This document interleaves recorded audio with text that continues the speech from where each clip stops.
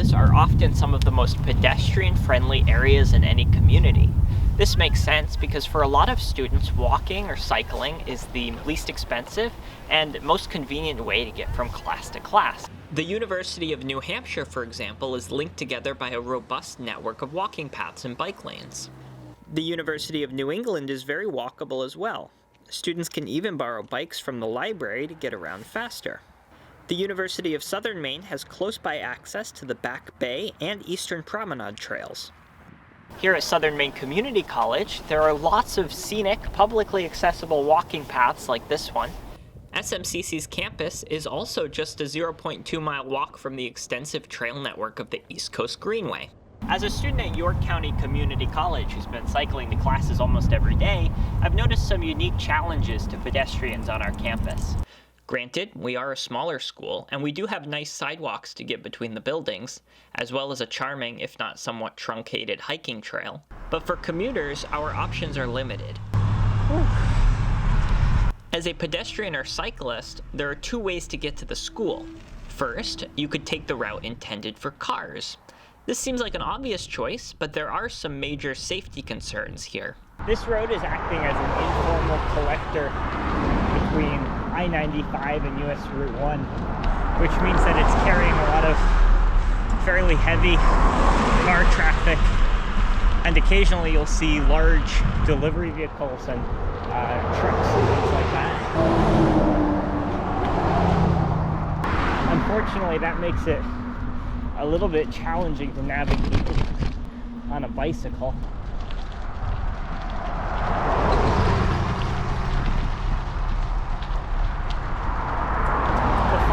Challenge of this road is making a safe left turn up here.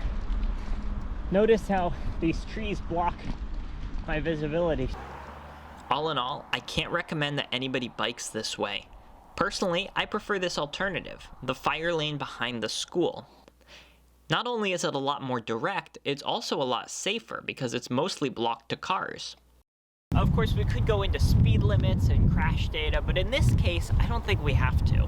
I hope it's fairly uncontroversial to say that somewhere like this, with no cars, is going to be a lot safer than somewhere like Chapel Road, with high speeds and lots of cars.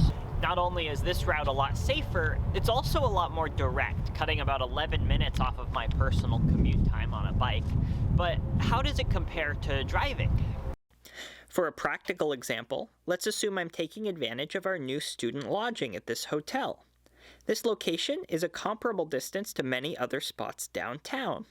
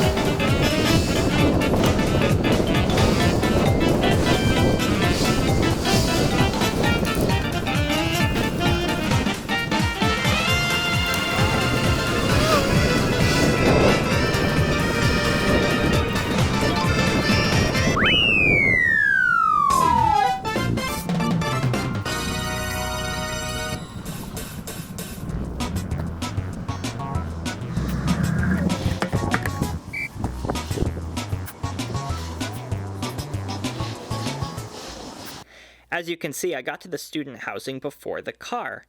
This shows that compared to driving, it might end up being faster just to walk or bike. The only real downside to this route is this gate. The gate forces you to lift your bike up and over, which can be a huge challenge for some and may be prohibitively difficult for others. Either way, it's incredibly annoying. Despite this obstacle, there's clearly a lot of demand for a connection like this. Here, there's a very well-established elephant path. This is a clear sign of use. According to this Guardian article, an elephant path is formed when people use an unofficial route in order to avoid taking a more circuitous or dangerous official one. Or, as the article puts it, When cities lack the paths that pedestrians need, people vote with their feet. Here's an example I found at USM. Another one in Portsmouth. And at UNH, there used to be one here.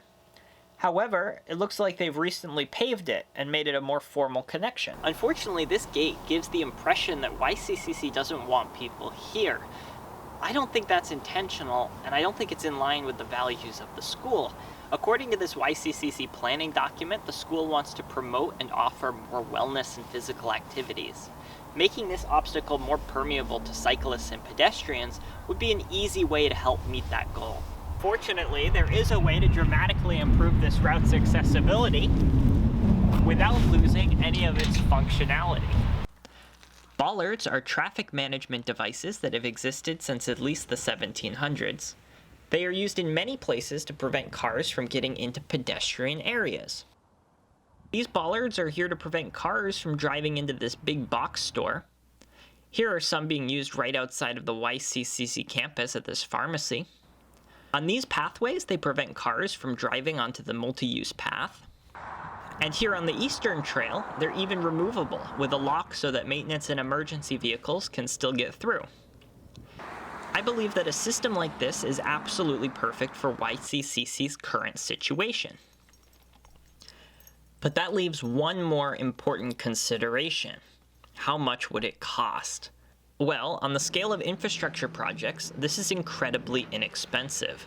Usually, the biggest cost expenditures for a connectivity project like this is laying asphalt or acquiring right-of-way. Here, that work is already done, so all we need is the bollards themselves and the cost of labor. The best part is that it might be possible to convince the DOT to cover a project like this. The Maine DOT's active transportation plan highlights the kinds of projects they are looking for.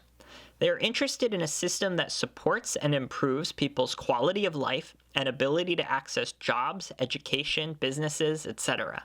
Because of how YCCC can so easily meet this criteria, the school may be able to get the project done at no extra cost to the institution. Perhaps more importantly than the upfront cost, projects like these tend to have economic benefits in the long run. According to the College Board, during the 2021 to 2022 school year, students attending public two-year schools spent an average of $1,840 on transportation. In a lot of cases, that high cost comes from owning and operating a motor vehicle. If schools can provide alternatives, then students will have the option to save a lot of money on their transportation. I know that YCCC understands this idea because our bus network is totally free, and that's an incredible asset to a lot of lower income students. The bus also allows you to take bikes to and from the school. A connectivity project like this would be indispensable for bike commuters like me, and it would give our students, faculty, and community an easy way to access the parks, businesses, and housing downtown. Not only is this project in line with both the school and the DOT's stated goals, it's also just a uniquely perfect way to dramatically improve our students' quality of life and our campus's accessibility.